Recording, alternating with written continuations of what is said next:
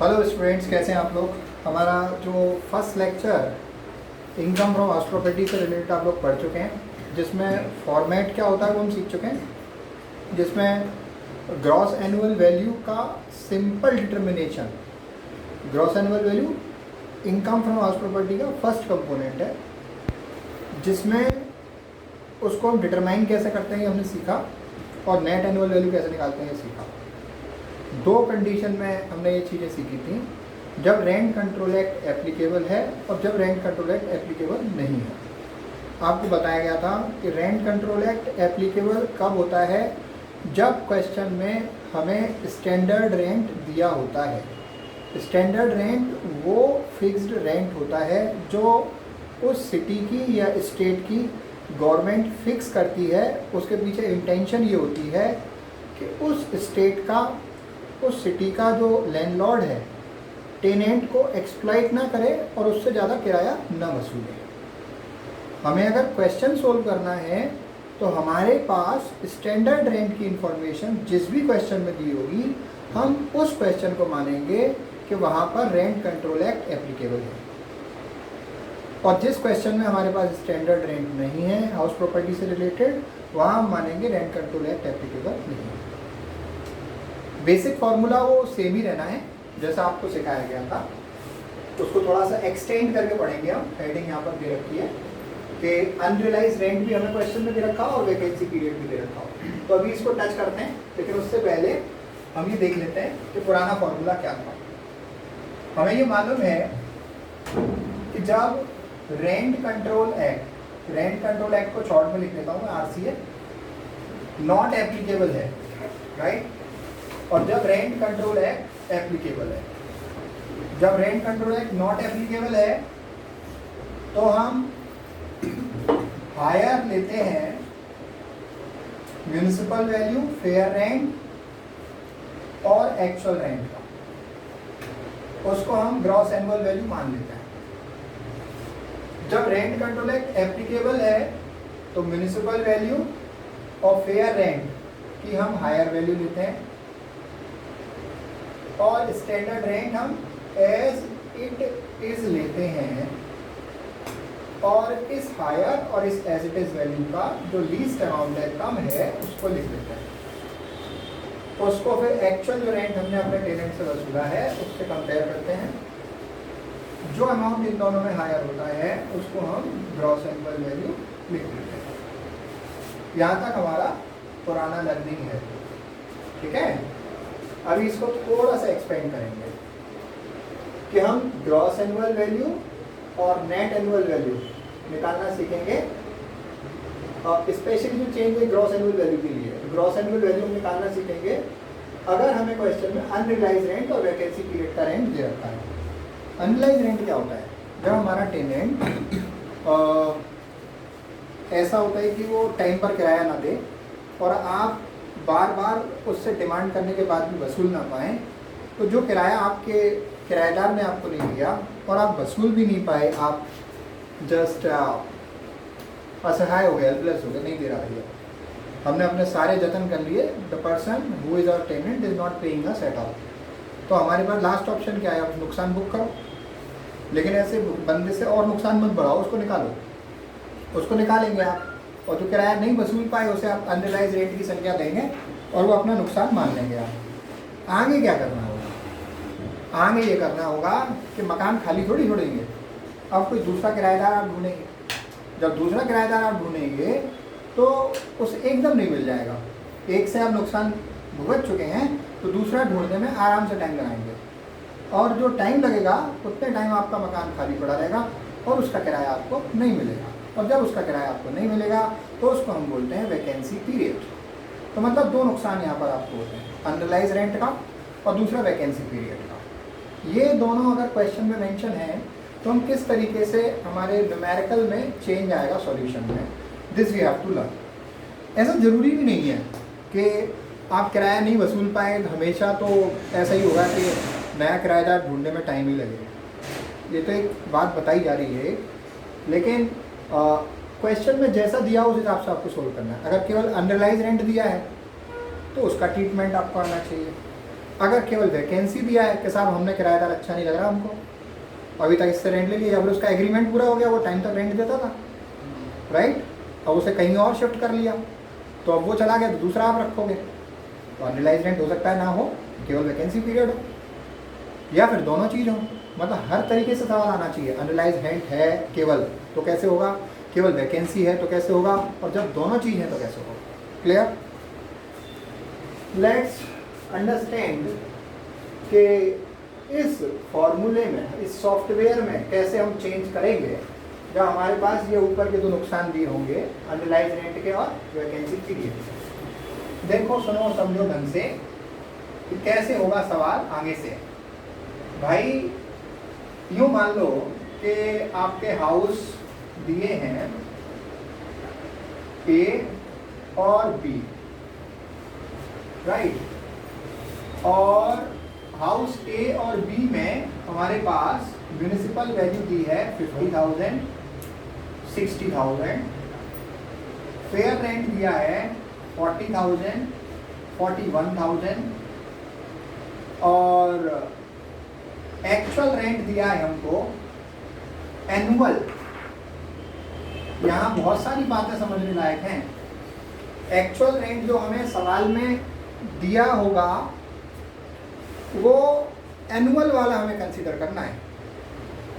सवाल में वो रेंट रिसीव्ड भी दे सकता है, सवाल में वो एनुअल रेंट भी दे सकता है, या फिर केवल रेंट रिसीव्ड दे सकता है, लेकिन जो आप सवाल में यूज करोगे सॉल्यूशन में तो आपको एनुअल रेंट चाहिए। ठीक है, अभी मैं इसका एनुअल रेंट मान लेता हूँ। मान लीजिए 4500 रुपये महीने के हिसाब से इसका है 54,000 रुपये, और इसका है 60,000 रुपये, 5,000 रुपये महीने के हिसाब से। और स्टैंडर्ड रेंट आप इसका ले लीजिए 51,000 का, और इसमें स्टैंडर्ड रेंट दिया नहीं है। अब मैं आपका लिख देता हूँ अनरियलाइज्ड रेंट। अनरियलाइज्ड रेंट का मतलब होता है जो किराया आप अपने किराएदार से वसूल नहीं पाए। तो इसमें से समझ लो 4,500 एक महीने का रेंट आप नहीं वसूल पाए, इसमें समझ लो आप एक महीने का रेंट 5,000 नहीं वसूल पाए, एक महीने का हमारा अनरियलाइज्ड रेंट है। और जो हमारा मकान खाली पड़ा रहा वो इस वाले केस में एक महीना खाली पड़ा रहा, और इस वाले केस में 1.5 मंथ हमारा मकान खाली पड़ा रहा नए किराएदार को ढूंढने के लिए। आपको सवाल में जो वो दे रखी है म्यूनिसिपल टैक्स पेड, वो है 6,000 एंड 5,000, और यहाँ पे लिख देता हूँ मैं payable at the rate 10% of municipal value. अच्छा, म्यूनिसिपल टैक्स पेड 6,000 है, इसे लिख देता हूँ मैं बाय लैंडलॉर्ड, इसे लैंडलॉर्ड ने दिया। इसे मैं लिख देता हूँ बाय टेनेंट, ये दिया आपके टेनेंट ने, ये किराएदार ने दिया। ठीक है, और यहाँ पे लिखा है पेबल इतना होना चाहिए। ये तो एक्चुअल म्यूनिसिपल टैक्स पे हुआ है और ये पेबल है। चलिए जानकारी बनाई है हमने आपके लिए, इसको हम कैसे इम्प्लीमेंट करेंगे अपने सॉल्यूशन में, थोड़ा ध्यान से हमें समझना पड़ेगा स्टूडेंट्स।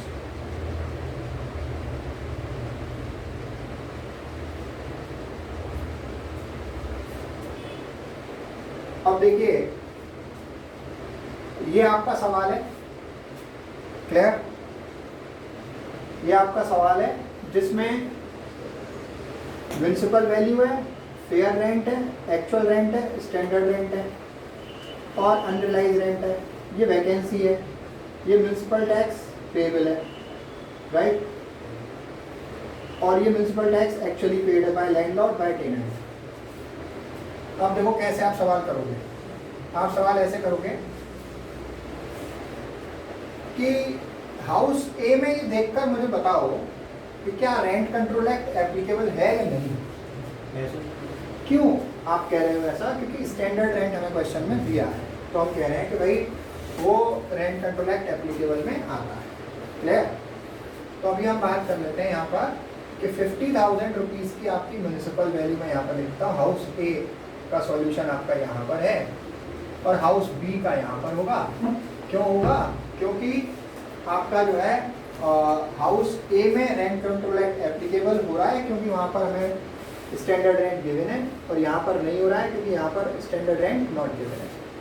नॉट गिवन है तो ऐसे होगा सवाल, गिवन है तो ऐसे होगा। तो अभी मैं म्युनिसिपल वैल्यू लिख देता हूँ यहाँ पर 50,000 रुपये, फेयर रेंट लिख देता हूँ 40,000 रुपये, स्टैंडर्ड रेंट लिख देता हूँ 51,000। फिर इसके बाद अनरियलाइज रेंट भी है। अनरियलाइज रेंट का नियम क्या होता है मैं बता दूं, उसे हम एनुअल रेंट जो होता है उसमें से घटाते हैं। अनरियलाइज रेंट को एनुअल रेंट में से हम लेस करते हैं। तो एनुअल रेंट कितना है हमारा? 54,000 का है ए मकान के लिए, जिसमें से अनरियलाइज रेंट मुझे लेस कितना करना है? 4,500 रुपीज़ का। तो ये कितना आ जाएगा? 49,500 रुपीज़ का। अब हम बात करते हैं कि वैकेंसी हमारी 1 महीने की है। चलिए इसको हम कंसीडर करेंगे जरा, ठीक है। तो अभी इन दोनों का हायर आप लिख लीजिए, वो हो जाएगा 50,000 रुपीज़। इसे एज इट इज़ आप लिख लीजिए 51,000 रुपीज़। इन दोनों में कम आप लिख लीजिए 50,000 रुपीज़, और 50,000 और 49,500 इन दोनों का हायर लिख लीजिए 50,000 रुपीज़। ये GAV होता हमारा, ये हमारा GAV होता है इस सवाल में। कब?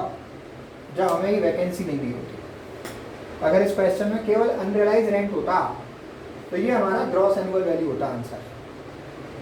लेकिन इस सवाल में अनरियलाइज रेंट के साथ साथ वैकेंसी भी है, तो हम इसको GAV नहीं बोलेंगे, हम इसको बोल देंगे एक्सपेक्टेड रेंट। क्या बोलेंगे? Expected rent. शॉर्ट में मैं इसको ER लिखूंगा। क्या लिखूंगा? ER। अच्छा जी, तो ग्रॉस एनुअल वैल्यू क्या होता है? Expected rent minus vacancy period rent. Expected rent कितना निकला मेरा? 50,000 रुपये। वैकेंसी पीरियड रेंट हम कैलकुलेट करते हैं एनुअल रेंट पर। एनुअल रेंट एक्चुअल रेंट नहीं होता, एनुअल रेंट माने पूरे 12 महीने का रेंट। 12 महीने का रेंट कितना है? 54,000। कितना है? 54,000। डिवाइड करो 12 से, तो 1 महीने का आ जाएगा 4,500। वैकेंसी कितने महीने की है हाउस ए में? 1 महीने की। 1 से मल्टीप्लाई करना, तो 54,000 को 12 से डिवाइड करोगे 4,500 आएगा। 1 से मल्टीप्लाई करोगे 4,500 आएगा। फिर इस 50,000 में से लेस करो, कितना हो गया? 45,500। ये तुम्हारा ग्रॉस एनुअल वैल्यू आ गया। दोबारा सुन लो भाई, MVFR का higher, SR as it is, इन दोनों में कम, उसको एक्चुअल रेंट से कंपेयर करो। अगर अनरियलाइज रेंट नहीं है तो एज इट इज 54,000 से कंपेयर करो, है तो घटाकर जो आया उससे कंपेयर करो। दोनों में जो ज़्यादा आया वो 50,000 हो गया। अगर वैकेंसी पीरियड नहीं है तो यही हमारा GAV हो गया। वैकेंसी पीरियड है तो इसको हम एक्सपेक्टेड रेंट बोल देंगे। फिर इस एक्सपेक्टेड रेंट में से हमें लेस करनी पड़ेगी वैकेंसी पीरियड की रेंट, तब हमारा ग्रॉस एनुअल वैल्यू आएगा। वैकेंसी पीरियड की रेंट हम कैलकुलेट करते हैं काय पर? एनुअल रेंट पर। एनुअल रेंट कौन सा होता है? जो हमारा पूरे 12 महीने का किराया होता है 54,000। 1 महीने का किराया 12 से डिवाइड करके आया 4,500। क्लियर? और 1 ही महीने की वैकेंसी है, इसे इसमें से लेस कर दिया, 45,500 का आपका ग्रॉस एनुअल वैल्यू आ गया। Is that okay with everyone? Clear? अभी देखिए हाउस बी का निकालते हैं अपन। म्युनिसिपल वैल्यू हाउस बी की 60,000, फेयर रेंट 41,000, एक्चुअल रेंट 60,000, और फिर इसके बाद आपको अनरियलाइज रेंट इसमें से लेस करना है। अनरियलाइज रेंट है ना हाउस बी के लिए भी, नहीं होता तो एज इट इज रहता, इन दिनों में हायर ले लेते, लेकिन अनरियलाइज रेंट है 5,000 रुपये, तो लेस कर दीजिए आप। तो कितना हो गया वो? 55,000। 60, 41 और 55, हायर कितना हुआ? 60। 60। अगर इसमें वैकेंसी नहीं होती हाउस बी में 1.5 मंथ्स की, तो ये मेरा ग्रॉस एनुअल वैल्यू होता है। लेकिन वैकेंसी है तो ये क्या कहलाएगा? Expected rent. राइट? अभी देखिए ग्रॉस एनुअल वैल्यू क्या होगा? Expected rent minus vacancy period का रेंट। एक्सपेक्टेड रेंट है 60,000, वैकेंसी पीरियड रेंट हम एनुअल रेंट पे कैलकुलेट करते हैं और यहाँ पर एनुअल रेंट 60,000 रुपये है। कोई मुझसे ये कह सकता है कि सर 60,000 तो एक्सपेक्टेड रेंट है। दोबारा सुन लो जरा मैं क्या कह रहा हूँ। मैं ये बोल रहा हूँ कि जो वैकेंसी पीरियड रेंट है वो एनुअल रेंट पे कैलकुलेट करते हैं 60,000 रुपये। उसको 12 से डिवाइड करूँगा, 1.5 से मल्टीप्लाई करूँगा, क्लियर? तो 7,500 आ जाएगा।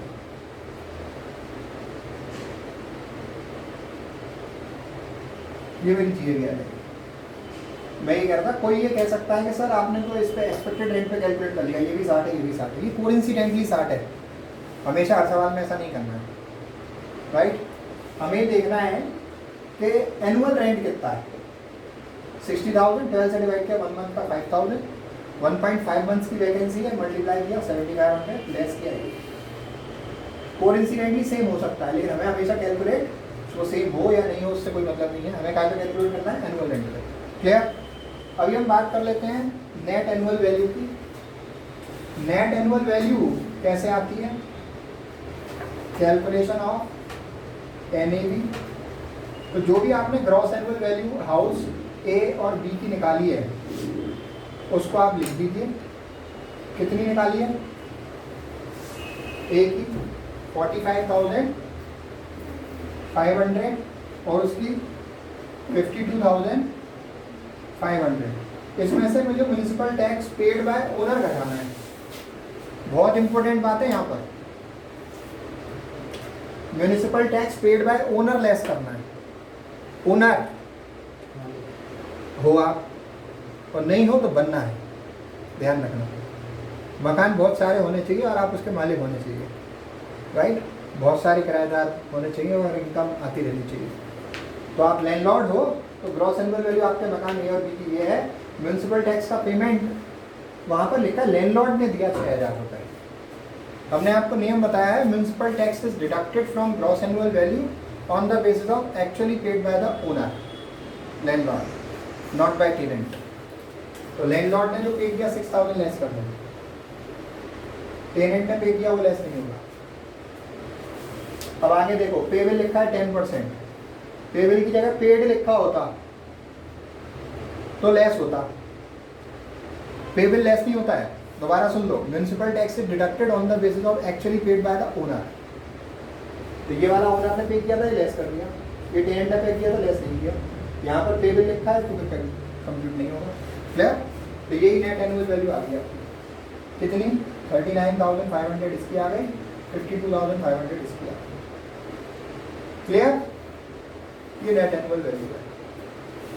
आगे हम सीखेंगे इसके बाद डिडक्शंस जो इस एनएवी में से लेस की जाती हैं और उनको लेस करने के बाद हमारी टैक्सेबल इनकम हाउस प्रॉपर्टी की आती है। क्लियर? जो टैक्सेबल इनकम का जो फॉर्मेट है, हाउस अगर आपने किराए को उठाया है तो उसके फॉर्मेट को कंप्लीट कर दिया। क्लियर? तो सिंपली रिकैप आज जो हमने सीखा उसका ये है कि आपको अगर क्वेश्चन में अनरियलाइज रेंट दिया हो और वैकेंसी पीरियड दिया हो तो सवाल को आप कैसे सोल्व करेंगे नेट एनुअल वैल्यू निकालने के लिए। हाउस ए हाउस बी की इंफॉर्मेशन आपके पास थी। हाउस ए में अनरियलाइज रेंट वैकेंसी दोनों थी, बी में भी थी। हाउस ए में स्टैंडर्ड रेंट था, रेंट कंट्रोल रेट एप्लीकेबल, इस तरीके से सोल्व हुआ। हाउस बी में स्टैंडर्ड रेंट नहीं था तो उसको rent control rate not applicable के तरीके से हमने लेफ्ट साइड ऑप्शन से सोल्व किया। तो इस तरीके से सवाल को करेंगे। अगर इसमें कुछ नहीं होता तो ये एक्सपेक्टेड रेंट की जगह जी भी होता। क्लियर? तो it is not only the revision of preceding but also the learning of new 2 points considering for computation of NAV if we are provided with underlying rent and vacancy in the question, right? Thank you so much. इसको practice करिए, आगे अपन सीखते हैं। Thank you.